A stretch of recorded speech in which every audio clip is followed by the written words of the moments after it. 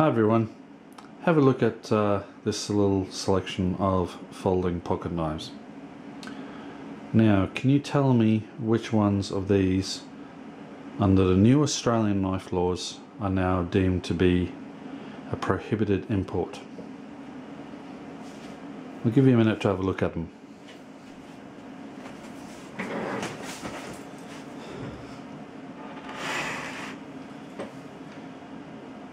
Leatherman,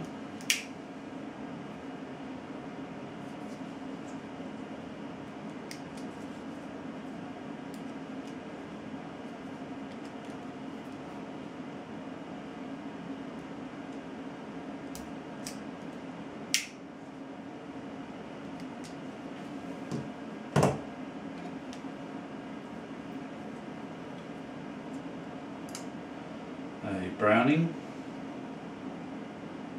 model 415,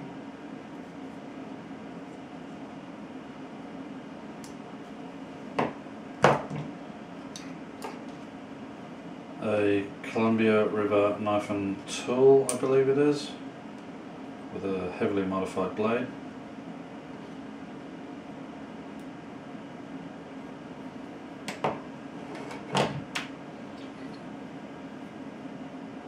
a Kershaw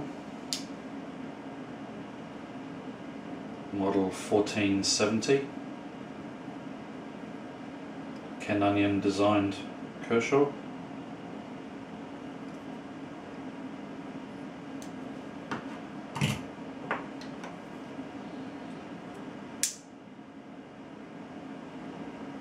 a Muller knife that I found in a shopping trolley,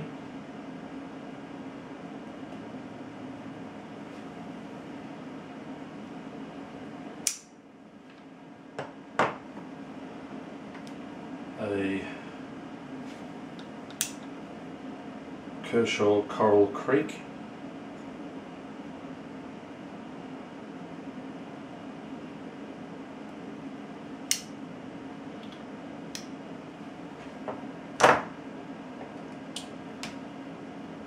may look like a French stiletto flick knife, but it's not. It's a manual folding knife. No button, no spring, just the thumbnail groove.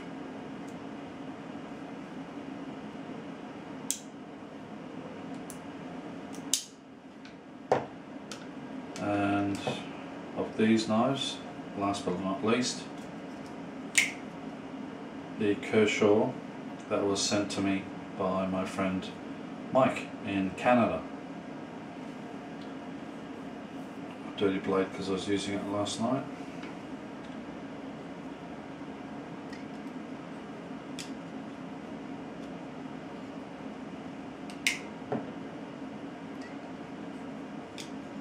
Spring removed.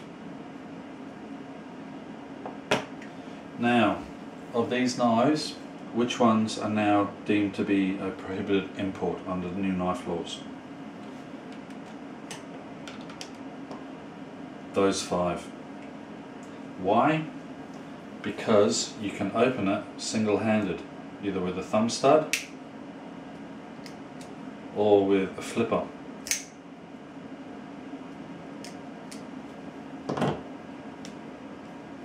Thumb stud,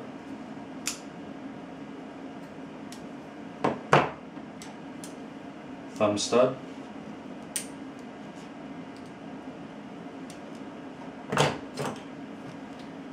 small thumb stud here,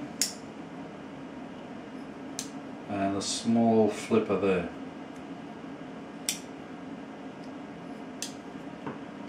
And last but not least, thumb stud.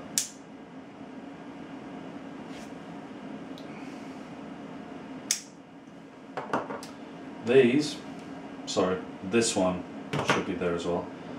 These two, because you need 2 hands to open them, is not a prohibited import. Yet I can grab that by the blade and still open it single-handed. but because it's got the fingernail groove, it's classified as a two-handed opening knife. Same goes for this replica flick knife. People will see this and think, oh, it's a flick knife, but it's not. It's just a folding knife. But it may come under a different law because the length of the blade is too long for a folding knife. And of course, this.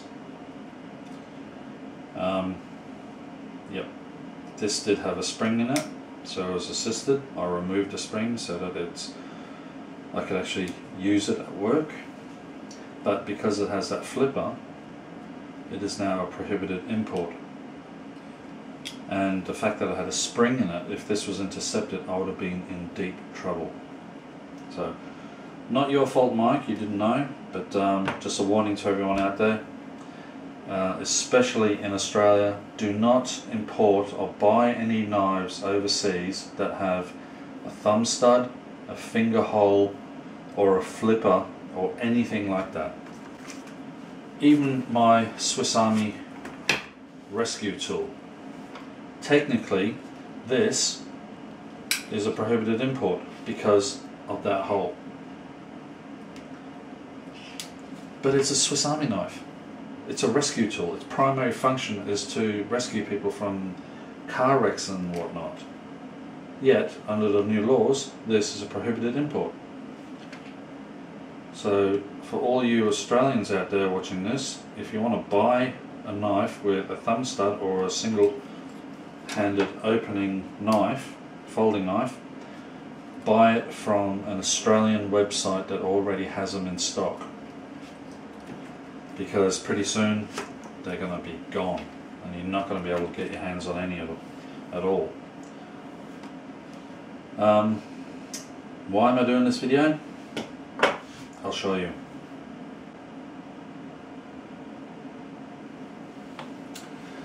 Okay guys, I'm not sure if you can see it. Columbia River Knife and Tool Foresight featuring Ken Onion signature.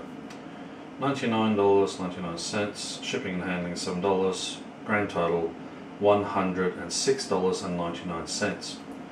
Now what is this? It's this.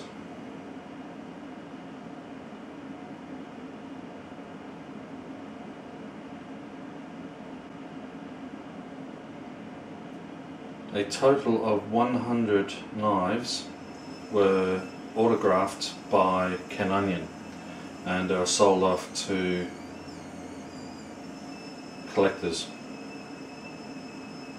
So I wanted to buy this to add to my collection because Ken Onion is one of my favourite knife makers for when it comes to folding knives.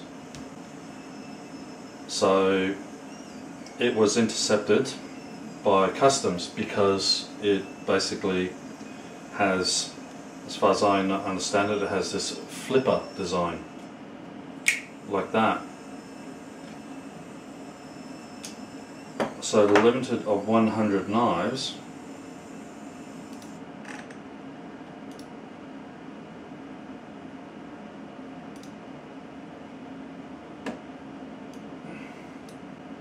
they were autographed here.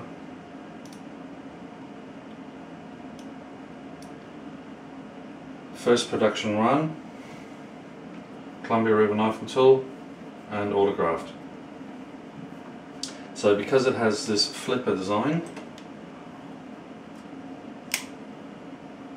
like that, it was classified as prohibited.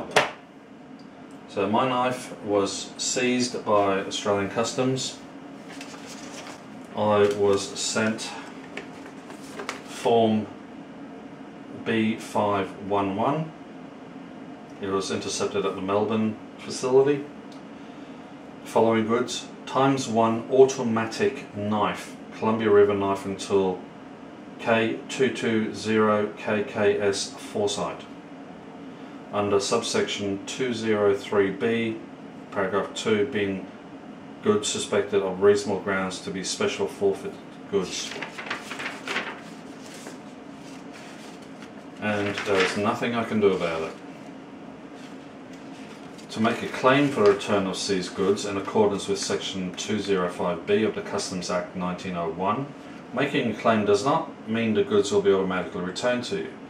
If you do make a claim for the return of seized goods you are unable to obtain an import permit, you should be aware that Customs and Border Protection will be statutorily obliged to commence legal proceedings in order to obtain an order for goods to be declared as special forfeited goods and condemned to the Crown. This can be a costly process, and Customs and Border Protection will seek to recover legal costs from you. And they are nice enough to send import and export controls on weapons. Penalties. Maximum penalty for importing restricted weapons without import permission is a fine not exceeding $275,000 or imprisonment for up to 10 years or both.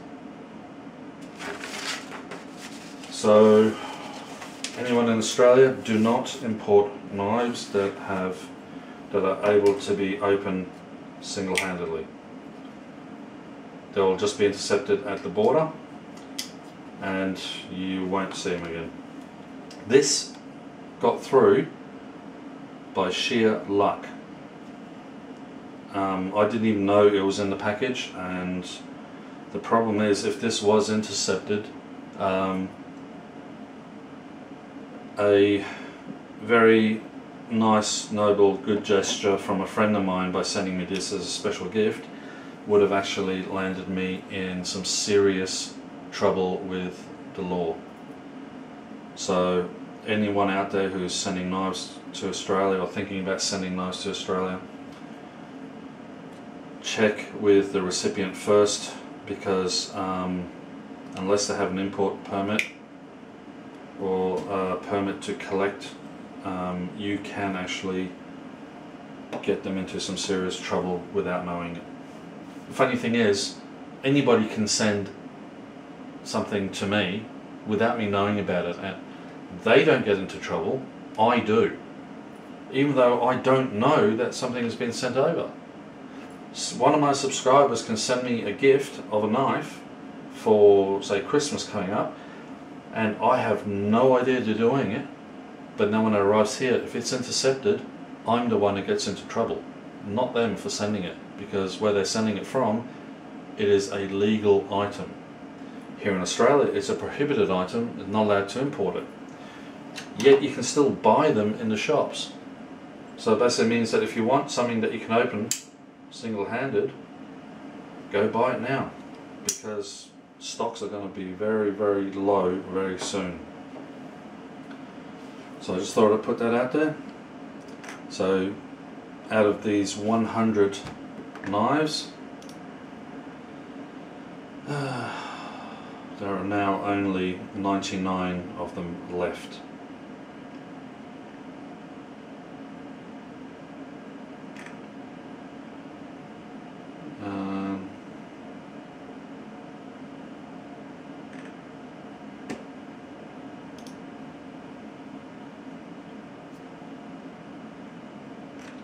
So it doesn't bother me that I lost $100.